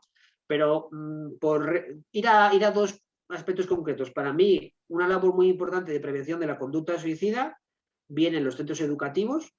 Los centros educativos es el lugar natural en el que pasan más tiempo los adolescentes y donde están obligados a estar, por lo tanto es el lugar natural donde se puede prevenir, detectar e intervenir tempranamente, y al hilo también de que lo que he dicho, que entre los 15 y los 29 años es donde es la segunda causa de muerte a nivel mundial, ¿no? Por lo tanto, los centros educativos es un lugar importante para desarrollar programas de promoción de competencias. No me gusta hablar de prevención del suicidio porque yo creo que ganaríamos mucho más si hiciéramos programas de promoción transdiagnósticos. que sirvan, que haya, digamos, como un bloque que sabemos que sirve, por ejemplo, regulación emocional, eso sabemos que puede servir para suicidio, para bullying, para ansiedad, para depresión, para problemas ansioso-depresivos, emocionales. Y luego paquetes específicos que sabemos que funcionan para, por ejemplo, para drogas, para conductas adictivas, para tal, para cual. Y entonces, claro, cuando nos ponemos a ver qué hay de hecho en el mundo, hay muy poco, y en España, ¿os creéis que no hay ningún programa empíricamente validado para la prevención del suicidio en el contexto escolar, dadas las cifras que estamos manejando? Hay uno, que es un proyecto europeo, que es el SELIE, que se hizo en Asturias y se validó, se hizo evaluación al año y ahí se quedó. Entonces nuestro grupo ahora mismo está generando uno que se llama Positivamente, que un poco lo que hace es la prevención de la conducta en el contexto escolar. Entonces estamos analizando los datos. Es difícil demostrar que los programas funcionan porque, por muchos motivos, pero básicamente porque la conducta suicida, aunque es algo muy drástico, es un fenómeno entre comillas raro, atípico, ¿entendéis? Y claro, si tú haces programas de prevención en un aula, posiblemente uno igual de cada 30 tenga alguna expresión de conducta suicida. Entonces, claro, rebajar eso ¿sabéis cuando se hacen estudios experimentales o cosas experimentales? Se comparan puntuaciones medias y rebajar ese nivel es muy complejo en personas que no tienen sintomatología, es decir, pero bueno, al final tú lo valoras y sabes que ellos han adquirido ese conocimiento. Entonces, los programas, por ejemplo, que se han mostrado más eficaces en el contexto educativo son programas, por ejemplo, que es de concienciación y manejo del currículum, de capacitación del staff técnico, de grupo de líderes de grupos, de pares, pues alguien experto del aula que detecta, habla con la persona y lo deriva, y todo lo que tiene que ver con competencias transversales del tipo de pensamientos negativos, de concienciación, de reducción del estigma, de identificación de señales de alerta, de factores de riesgo y protección, de regulación de las emociones, etc, etc, etc. Esos son los componentes que se ha visto que funcionan a nivel de prevención de la conductividad. Para mí, los programas de intervención psicológica también son prevención. Sabéis que la prevención, hay diferentes modelos, ¿no? Hay primaria, secundaria, terciaria y cuaternaria, que a veces no se habla de ella, pero que es un aspecto muy interesante y que lo tengo aquí para que quede dicho, porque la gente siempre habla de 3, pero realmente son más. Y a veces también la gente confunde lo de universal selectiva indicada como si fueran primaria, secundaria y terciaria, y no. Universal selectiva indicada son tipos de prevención primaria. Es prevención primaria universal, selectiva indicada. Entonces, para mí, realmente la psicoterapia, aunque se le llame intervención o tratamiento psicológico, tiene de per se prevención, ¿no? Voy a llamarlo intervención psicológica y que haya, si queréis, prevención y tratamiento psicológico al uso, ¿no? Porque la definición no es idéntica y podríamos entrar ahí en situaciones donde se solapa y tal, ¿no? Y dentro de los tratamientos psicológicos, no sé si me vais a preguntar sobre esto o no. No te iba a preguntar, pero puedes contar. Sí, bueno, en conducta suicida, en tratamientos psicológicos, en España, hasta lo que yo sé, me atrevería a decir que puede haber uno o ninguno estudios RCT o ensayos clínicos aleatorizados para estudiar la eficacia, la efectividad y la eficiencia de un tratamiento psicológico en conducta suicida. Por ejemplo, a nivel mundial, en adolescentes, estudios serios, de estudios rigurosos, RCT, con seguimiento en conducta suicida, etc. Solo hay un tratamiento psicológico en adolescentes que está empíricamente apoyado con un nivel A, ¿no? Y es la terapia dialéctico-conductual. Y solo hay 2 estudios rigurosos a nivel mundial en conducta suicida. Fijaros lo que estoy diciendo, que es eso a nivel mundial. Por lo menos lo que hacemos nosotros, lo que hemos revisado, y en un capítulo que ahora va a salir en el manual de infancia y adolescencia que escribe Susana Al-Jalabi con Aro y Beatriz, y eso es un poco lo que indica. En adultos hay más estudios, en adultos un poco el tratamiento de elección es la terapia cognitivo-conductual, que ya hay aproximadamente, me atrevería a decir, unos 20 RCTs, y nuevamente otra vez sale como nivel A la TCC y como nivel A de evidencia A, es decir, empíricamente apoyado, con un sólido respaldo, etcétera, la terapia dialéctico-conductual, pero para TLP, para personas con trastorno límite de la personalidad. Luego también hay algunas formas de intervención, ya no tanto en plan de paquetes, de programas de tratamiento, sino en lo que se denomina intervenciones breves. Y ahí la intervención breve, tanto en adultos como en adolescentes, que ha mostrado mayor nivel de eficacia, es el plan de seguridad de Stanley y Brown, que es básicamente un documento que, tras una evaluación exhaustiva, responde en una hora aproximadamente, responde con el clínico, con el terapeuta, con el profesional de la psicología, pues señales de alerta, aspectos que harías si, no sé qué, a quién llamarías si, entonces son 6 componentes y va respondiendo. Y eso la literatura científica al respecto demuestra que eso puede ser una intervención interesante, ¿no? Pero eso es un poco el estado de la cuestión. En un tema, fijaros que es muy, muy relevante, ¿no? Entonces yo sé que ya hay muchos, hoy por ejemplo, varias personas ya están trabajando en hacer estudios rigurosos en entornos sanitarios sobre estas cosas, ¿no? Pero claro, desde que se haga hasta que salga, pues pasarán, me atrevo a decir, 2 o 3 años mínimo, ¿no? Por poner un poco el broche a todo este tema, a menos de que tú quieras sacar algún tema más acerca de la conducta suicida, bueno, que ahora pase Paloma ya a otros temas, yo solo te voy a decir que ya solo por hablar del suicidio, de la conducta suicida además en este episodio, los 2 eurazos que nos da YouTube ya no los podemos monetizar. Hasta ahí llega el tabú de este tema. Porque nos pone el vídeo, nos lo censura. Sí, bueno, yo creo que hay que hablar de la conducta suicida, ¿eh? Y una cosa que vemos es que yo creo que es un tema tabú incluso entre nosotros, ¿no? De hecho, yo hoy comentaba algún caso que traté, etcétera, y yo mismo me daba cuenta de que tenía reparo a hablar de ello, por ese halo del que nosotros también participamos por ser psicólogos, es decir, que no dejamos de ser personas y participamos de ese entorno que lo recubre y todavía se habla de ello entre luces y sombras, entre bambalinas, etcétera. Entonces yo creo que eso, a mí me gustaría que hubieran 5 o 6 profesionales en toda España que de forma estratégica y coordinada fueran hablando en diferentes entes y medios del suicidio de forma científica para que poco a poco vaya calando en el inconsciente, en el inconsciente colectivo, ¿no? Porque al final el principal problema que nos encontramos es que si no se habla, cuando llega a consulta ya es muy tarde ya.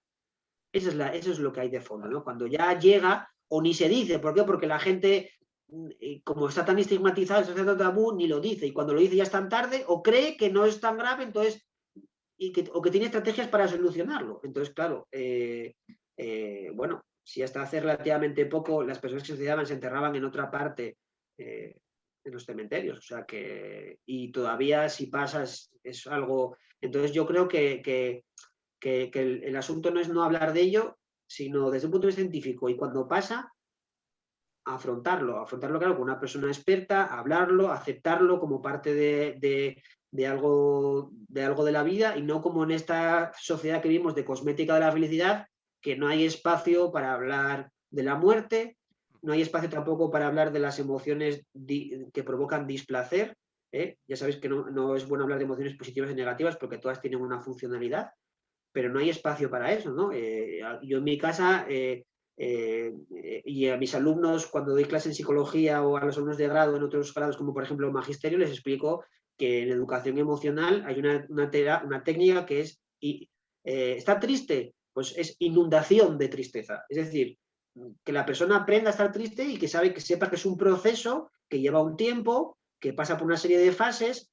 Entender, no estoy hablando de tristeza patológica, ¿no? Estoy hablando de que incluso nosotros en casa, aunque seamos psicólogos, yo a mi hija cuando llora automáticamente a veces tengo el impulso de que no llore y no, forma parte de la vida el sufrimiento, ¿no? De hecho, Freud, creo que era Freud, decía que he sido afortunado en la vida, nada me ha sido fácil, ¿no? Y esto es verdad. Al final todos somos muy resilientes, eso es una obviedad. Cuando se hace estudios de trauma y cómo la gente recupera el paso del tiempo, lo normal, entre comillas, la palabra normal, sabéis que también tiene su connotación, es recuperar. Casi 2/3 o más de 2/3 recuperan, porque forma parte de la vida esa capacidad de responder, ¿no? Entonces, yo creo que la idea de hablar de suicidio en contextos científicos, en contextos como este de divulgación científica, en los congresos ya empieza a ser ya simposium con mucha más frecuencia, incluso 1, 2 o 3, ¿no?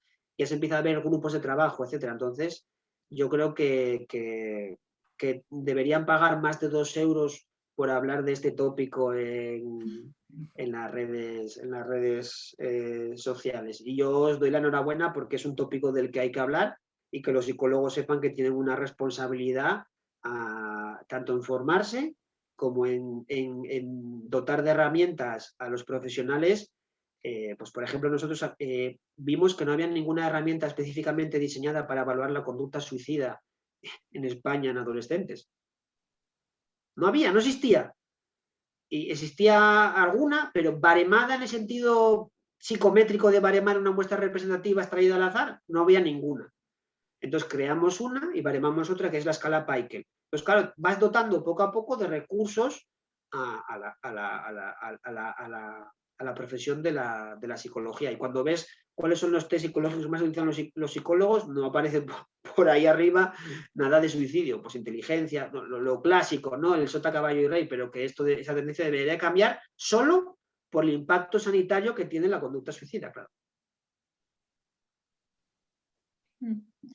Y bueno, ya para cerrar un poco este bloque, queríamos hablar sobre el manual de tratamientos para adultos que ha salido ahora recientemente y en el que habéis participado más de 80 autores, entre ellos Vallejo, Carmen Luciano, Javier Prado y también Marino, que tú decías que fue profesor tuyo, y además este manual se está entendiendo un poco como el sucesor de los de tratamientos de Marino, ¿no? Entonces, queríamos saber cómo fue para ti la experiencia de coordinar a tantos autores y en particular a él. Bueno, en el prólogo, no sé si lo visteis, y en el prefacio, yo ahí explico un poco cómo se gestó esto, ¿no? Realmente, aunque yo esté allí como coordinador, Marino es también el padre intelectual de la criatura, ¿no? Él estuvo en el índice, en la primera conversación que tuvimos en un bar de la noche obetense, hablando sobre esto, ¿no? Que es una cosa sumamente interesante, ¿no? En un día lluvioso, creo que era noviembre o así aproximadamente, y un poco lo que nos encontrábamos es que la gente se estaba estudiando y no estaba actualizado los tratamientos psicológicos empíricamente apoyados en castellano. Sabéis que los libros bueno, son Marino, Hermida, Amigo y Concha, aunque se llaman los Marino, pero ahí había varios profesores y realmente de esos 3 el más potente es el de adultos, porque el de infancia está bien, pero son 7 capitulitos que no se utiliza como material, y el de psicología de la salud pues es un poco más colindante con... Y entonces, claro, hacía casi 20 años que eso no se actualizaba. La gente se estaba estudiando tratamientos psicológicos de hacía 20 años. ¿Y cuánto cuesta estudiar ese manual? 3 meses, 4 meses. Bueno, eso es por un lado, ¿no? Entonces, eso hay que actualizarlo, porque ya íbamos incluso en contra del código deontológico que dice que hay que estar en el state of the art de la cuestión, ¿no? Entonces, pues bueno, dentro de ese contexto vimos que había una limitación muy grande en tratamientos psicológicos adultos y en tratamientos psicológicos en infancia y adolescencia. Y sé que hay por ahí manuales, pues, por ejemplo, de terapia de conducta, bueno, pero yo estoy hablando aquí en global, ¿no? Y también queríamos recoger una obra colectiva, que la gente se sintiera que es de todos, ¿no? Y que fuera esa mezcla clínico-academia, ¿no? Entonces también participan psicólogos clínicos muy buenos, pues está Cano Vindel, César Blanch, está Félix Inchausti, Javier, Alberto Jimeno, o sea, hay gente, pues está Vallejo, está Carmen Luciano, está Marino, está, bueno, pues eso, hay gente, Osma, pues está, hay gente, Vaca también, o sea, hay gente, digamos, un poco lo que bueno, pues los que recogimos, ¿no? Y cada uno en su tópico, ¿no? Entonces, yo creo que era un secreto a voces que esto lo había que hacer. El proceso de colaboración, pues claro, había que fijar cuáles eran los temas. Al final se fijaron 22, 23 tópicos, porque tenía que recoger no solo los tratamientos psicológicos al uso, sino la otra, digamos, eje de tensión, que es los modelos. Entonces, claro, hay un capítulo introductorio para poner encima de la mesa lo que hay y luego diferentes modelos. Pues está el modelo de los niveles, los modelos transdiagnósticos, la terapia familiar, la contextual y bueno, y luego ya pasa a trastornos al uso, ¿no? Siguiendo el modelo de la CIE, de la OMS. Yo estoy un poco cansado del DSM, ¿no? Básicamente por muchos motivos, pero lo que no puede ser es que todo el mundo recite como papagayo el DSM, eso sea la verdad y eso sea la psicopatología. Entonces, al final, por lo menos utilizamos un modelo diagnóstico, pero utilizamos el modelo que está consensuado por los Estados miembros, que es el de la OMS, y es con el que se clasifica el sistema sanitario español. Por lo menos eso ya algo había que hacer contra ese mal pandémico y ahí queda eso dicho ahí, ¿no? Aunque seáis, obviamente se solapan, pero bueno, es una declaración de intenciones, ahí queda. Y luego ya hablaríamos de los diferentes trastornos según este modelo, ¿no? Entonces hablamos, pues por ejemplo, psicosis, depresión, bipolar, conducta alimentaria, drogas, conductas adictivas, que también está ahí, por ejemplo, ESPADA, en drogas está el grupo de Oviedo, que es un grupo muy bueno con SECADES. Bueno, intentamos buscar a una persona de referencia que trabajara en el asunto, ¿no? Y luego introducimos un capítulo de conducta suicida, porque considerábamos que esto es un problema, aunque no sea un trastorno al uso, es un problema radicalmente psicológico. Y luego cierra con un capítulo magistral que yo recomiendo a todo el mundo leer, que es la estructura de la psicoterapia Marino. Y ahí digamos que bueno, pues ese será un capítulo para leer a muchísimos años, ¿no? No creo que pasen los años por ese capítulo, ¿no? E incluye lo de en primera persona, los casos clínicos, referencias bibliográficas actuales, para si quieres ampliar, páginas web, etcétera, ¿no? Entonces, la labor de coordinación, yo tengo que reconocer aquí que he dicho que ha sido placentera, pero lleva mucho trabajo. Yo ahora que acabé el segundo libro, tengo que reconocer por más cosas que acabé agotado.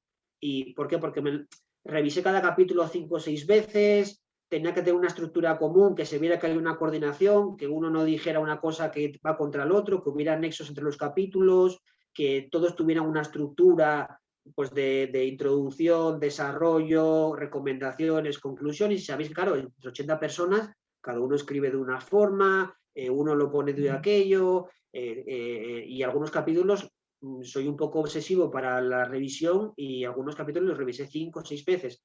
Eso, imaginaros por 23 capítulos y 80 personas los emails que se enviaron.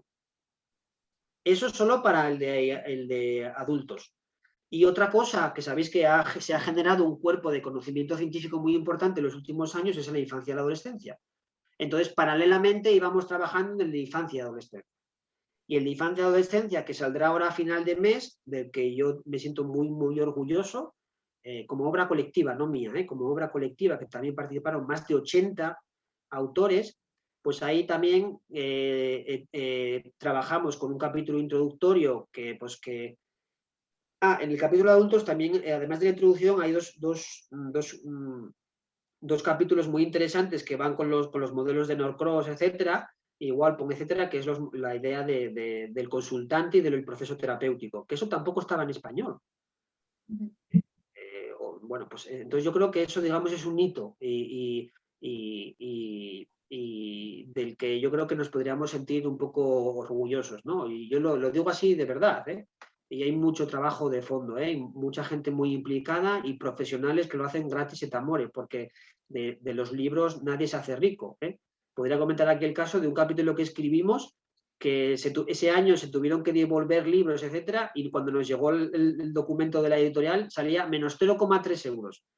Entonces, vendiendo libros se hace rico, pues la de Harry Potter y poco más. Entonces, es por profesión. Y yo os garantizo que el trabajo que lleva de fondo de gente desinteresada, porque al final tú quitas tiempo de tu vida, de tus hijas, sí, y en la vida pasa, entonces hay una involucración a la cual yo quiero agradecer a la gente que lo participó, porque todo el mundo dijo que sí a la primera, y estoy hablando que el manual son 800 páginas, pero hay capítulos de 100 páginas en Word, que solo teclear eso, ¿sabes? Es decir, que cada uno que escribió el capítulo, sus 2 o 3 meses ya siendo expertos, no se lo ha escrito nadie. Entonces, desde aquí vaya mis gracias y que la gente, por favor, lo considere en su medida, ¿no?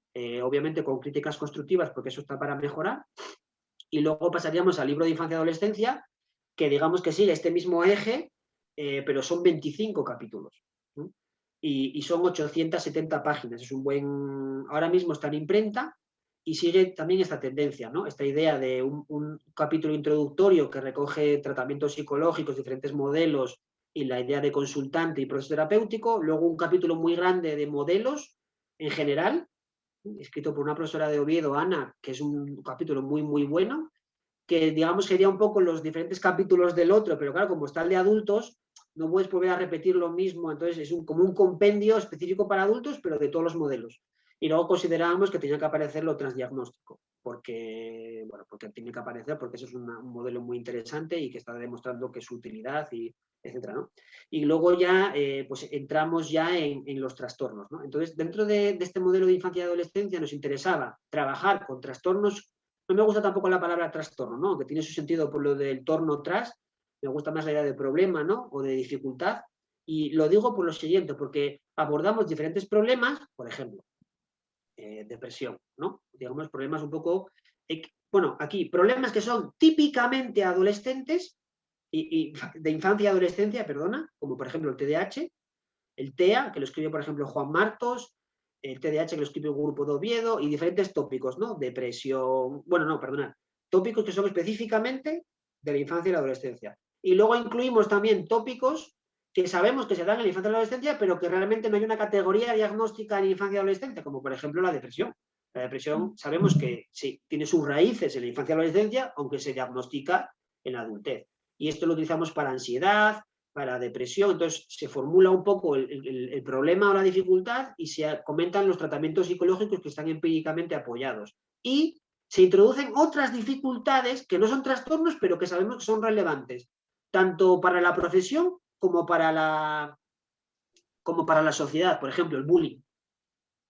El bullying es un fenómeno radicalmente psicológico. Entonces, abrimos la puerta a que los manuales de tratamientos no solo son de cuestiones, trastornos, sino que son también de problemas, y abrimos la puerta a que no solo son cuestiones desde el punto de vista clínico, sanitario, asistencial, sino que hay otras áreas muy importantes en el ámbito educativo y social a las que hay que atender. Por ejemplo, el bullying, por ejemplo, la conducta suicida, por ejemplo, el duelo, por ejemplo, los síntomas psicóticos atenuados en adolescentes. Y eso hace el compendio. Luego se cierra el capítulo con otro capítulo, el manual, con un capítulo de Marino y donde yo tengo el privilegio de escribir con él, donde se hace una revisión y entonces él sitúa los problemas donde tienen que ser, que es en el contexto, ¿no? Y sobre todo la idea de esta sobre patologización de la realidad, los cuidados que hay que tener con ese sobrediagnóstico y con esos, ya sabéis, ¿no? Un poco el discurso que comenta Marino, ¿no? De la creación de nuevas entidades y que al final y en la medida de lo posible hay que intentar evitar esa carrera psiquiátrica, ¿no? Y que los problemas psicológicos se tienen que resolver en su propio contexto y situación y historia evolutiva donde se dan, ¿no? Que es la familia, el entorno, etc. etc. Y todos los manuales pues tienen una primera persona escrito por un adolescente o por un chico o chica, tienen un caso clínico hecho por clínicos y tiene material por si quieres ampliar. Entonces, algo, por poner algo, todo lo que hablamos y trabajamos en cosas de síntomas psicóticos, que aunque no sea un trastorno, es un problema en adolescentes, está puesto ahí. Entonces allí ponemos cuáles son los principales tratamientos empíricamente apoyados para eso.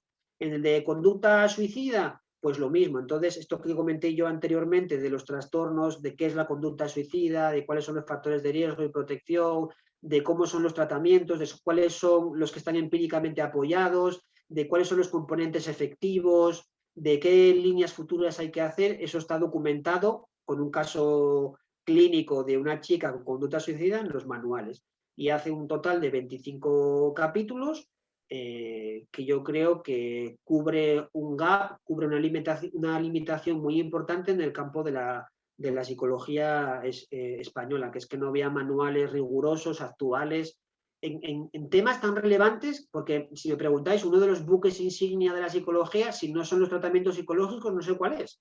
Hay muchos tópicos importantes, yo lo sé, pero podríamos estar de acuerdo que donde la psicología se juega los cuartos es en la intervención, en los tratamientos psicológicos. Yo sé que hay muchos otros campos, sí, pero tenemos que estar de acuerdo en que hay 4 o 5 que no podemos desatender, ¿no? Y esto un poco responde a esa demanda, y vuelvo a decir un poco lo mismo que dije anteriormente, pero yo creo que es un manual que va a mejorar esa atención sanitaria, bueno, atención psicológica, ¿no? Dentro de ese framework, de ese movimiento que es que no hay salud sin salud mental, ¿no? Y esos manuales responden a esa demanda y a situar a la psicología donde le corresponde por derecho propio, y obras colectivas, obras firmadas por más de 80 autores, en cada uno el mejor en su tópico, sumamente actual, y ojalá pues tengan su buena cabida y sean manuales de referencia. No es porque sean nuestros, sino porque yo creo que hay mucho trabajo de mucha calidad, hecha por gente muy competente, ¿no? Y por acabar de una manera pues más amable, como hacemos a veces, preguntamos por una serie de anécdotas personales dentro de lo que viene a ser la academia, el bagaje, bueno, de todos estos años dedicándote a la psicología. Si quieres destacar alguna vivencia, bien sea con otros autores, bien sea con estudiantes. Pues ahora me pillas un poco así a contrapié. No sé por qué ahora. Bueno, ahora tengo por aquí unos libros de Fuster, el neurocientífico, y mientras voy a. Es que y es la primera que me viene a la cabeza, ¿no? Pero yo lo conocí personalmente, ¿no? Y os suena, ¿no? Fuster, ¿no? Se acaba de sacar un librito ahora recientemente, neurocientífico, es una persona muy interesante, que es un pope, ¿no? Dentro del campo de la neurociencia y de la psicología, ¿no? Y yo lo conocí personalmente, y la verdad que era una persona muy, muy graciosa. Yo me encargué cuando vino a un congreso de llevarlo y traerlo, etcétera, y un poco, pues claro, tú lo sigues por los manuales y por lo que hace, etcétera, y cuando ves la calidad humana de esas personas que son eminencias, ¿no? Son científicos con una reputación, pues a mí, por ejemplo, me congratula mucho, ¿no? Ver que hay científicos pues eso, que son gente pues muy involucrada, con un toque. Podría contar alguna anécdota así un poco curiosa pues eso, lo de lo simpático y gracioso, y cómo venía a buscarme para que lo llevara, etcétera, ¿no? Y me viene esa, ¿no? Tendría que pensar en alguna más. Recuerdo otra experiencia que tuve que me causó. Yo hice una estancia en Suiza, justo cerca con un, digamos, un discípulo de Piaget, que se dedica a psicopatología del desarrollo, que es un colega mío que se llama Martín de Bañé, entonces, claro, y en Suiza nosotros vamos con alpargatas, con zapatillas de andar por casa investigando, y ellos van con Nike Air último modelo, porque claro, nosotros tenemos para investigar 50.000 euros a lo máximo, o 30.000, y ellos van con millones, ¿no? Pero bueno, recuerdo que bueno, pues llegábamos, estuvimos en un congreso y nos invitaron a cenar, ¿no? Y recuerdo un poco la sensación mía de siendo joven, no, ahora yo que sé, 9 o 10 años así, en esa mesa pues había muchos catedráticos, había gente de Oxford, de Harvard, y recuerdo con cariño que estaban allí profesores que iban con el típico abrigo de lana y la pajarita, lo mismo de las películas, y en esa mesa se hablaba simultáneamente en 3 y 4 idiomas. Entonces, un poco mi sensación era de pequeñito, ¿no? Pero también de cariño, de estar en un contexto donde, digamos, intelectual, ¿no? Donde la gente, pues eso, pues comentaba una cosa u otra, ¿no? Si me preguntas otra anécdota, no sé, ahora me viene otra, pero bueno, mi mentor, José Muñiz, tiene mucha amistad con Hambleton. Ronald Hambleton es uno de los padres de la teoría de respuesta a los ítems, ¿vale? Y sabes que Muñiz introdujo la TRI porque estuvo en una Fulbright con Hambleton en Boston, bueno, en un pueblito cerca de Boston que se llama Amherst, que está como a 2 horas de Boston, ¿no? Cerca de Springfield, el mismo que el de los hay varios Springfields, pero bueno, de los Simpsons, ¿no? Y entonces es un pueblito así muy antiguo, Nueva Inglaterra, tal, y recuerdo también una cosa anécdota.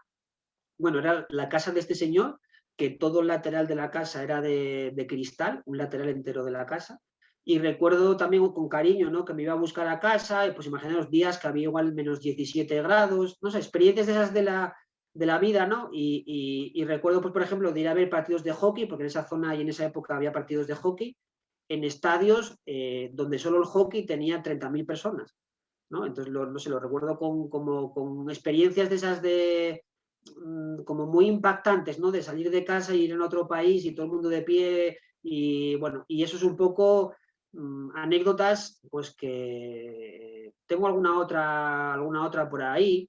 Voy a comentar otra, venga, se me permite, ¿no? Comentar otra, ¿no? Las que quieras.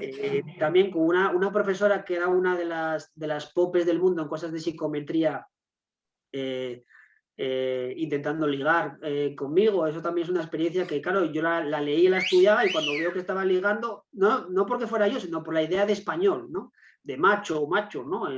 Y también una cosa chocante, ¿no? Alguien de la que tú lees libros y te estás allí tirando los trastos era un poco como curioso, ¿no? Y además yo que pues estábamos de fiesta, etcétera, no me gusta el alcohol, pero bueno, aquel día me deslicé un poco, ¿no? Bueno, eso es otra anécdota, ¿no?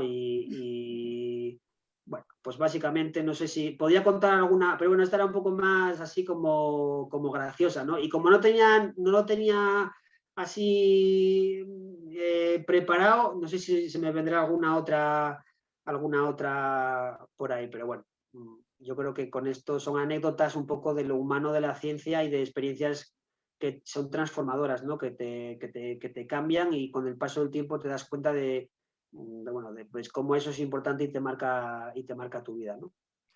Hace gracia porque justo hoy he grabado antes con Ricardo Pellón y una de las anécdotas que él me ha destacado era, bueno, tú me has hablado de hockey, él me ha hablado de sus experiencias pues por Estados Unidos, creo que era, de béisbol, o sea, viendo partidos de béisbol y digo, curioso que... Claro, sí, yo que ya te digo que estuve ahí en el extranjero, otra temporada estuve en Wisconsin-Madison. En Wisconsin-Madison sabéis que es una de las mejores universidades del mundo, está entre las 20 primeras y es un campus muy guapo que está entre lagos. Entonces tú vas en bici y vas entre lagos, ¿no?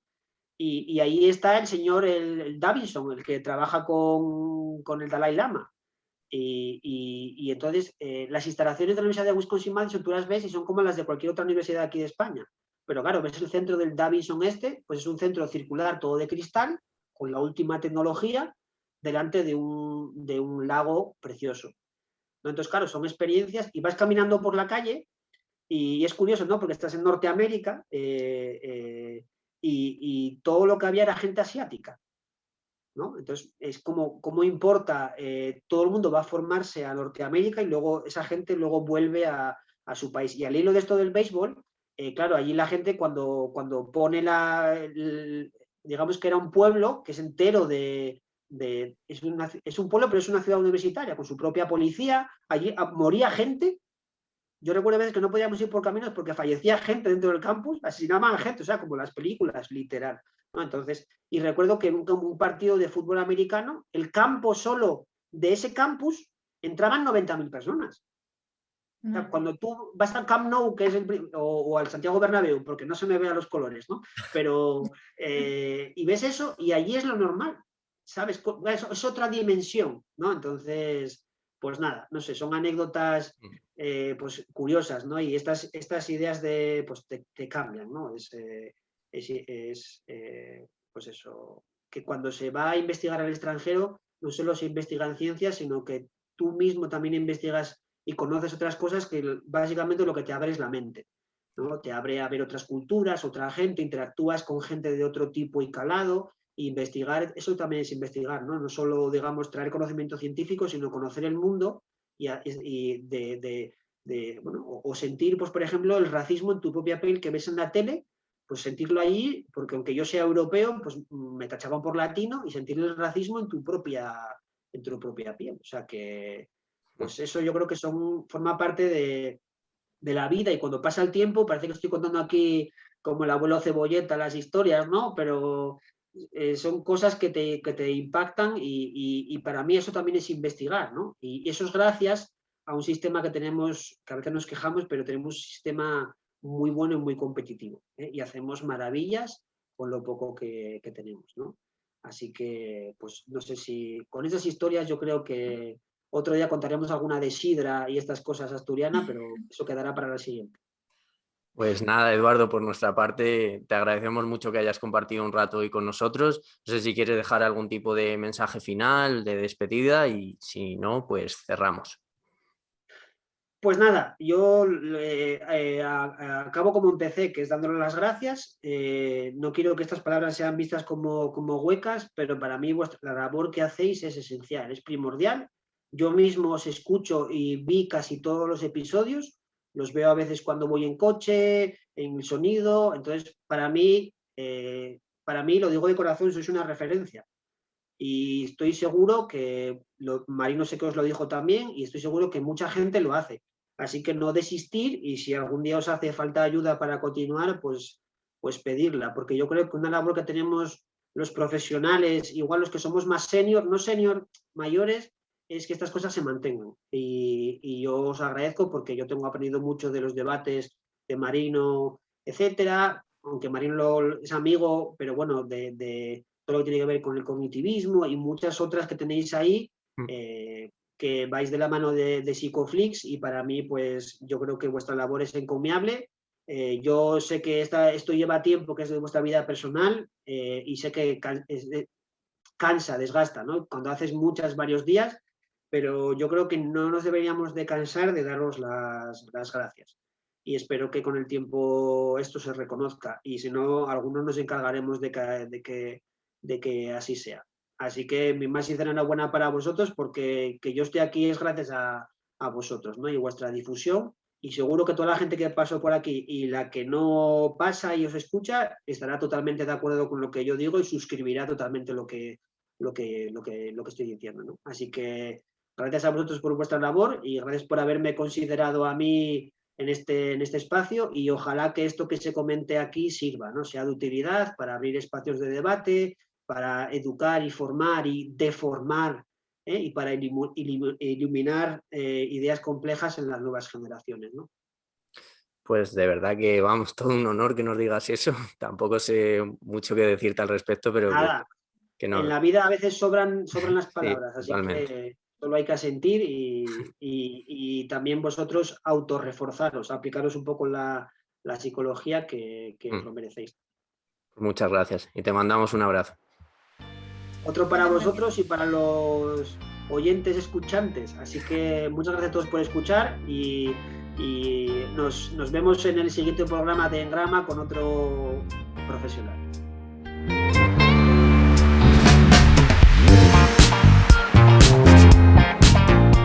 Bueno, mi gente, esto ha sido todo. Ya veis que cada vez estamos trayendo invitados más top. Esto no para de crecer y estamos encantadísimos de estar rodeados de gente tan interesante a quien entrevistar. Y como siempre, ya sabéis que podéis ayudarnos con una pequeñita aportación en Patreon o en PayPal. Estamos aún haciendo hucha para comprarnos una cámara y ya olvidarnos de estas tristes ondas sonoras que aparecen al inicio de los vídeos. Todos queremos ver a Marcos en acción haciendo las intros ya como Dios manda, con un buen setup a lo youtuber. Y bueno, eso es todo. Seguidnos en redes, dale un me gusta a este vídeo. Si no estáis suscritos, pues ya sabéis que tenéis que hacerlo. Y nada, que podéis ir en paz. Ni que esto fuera misa, niño. Adiós.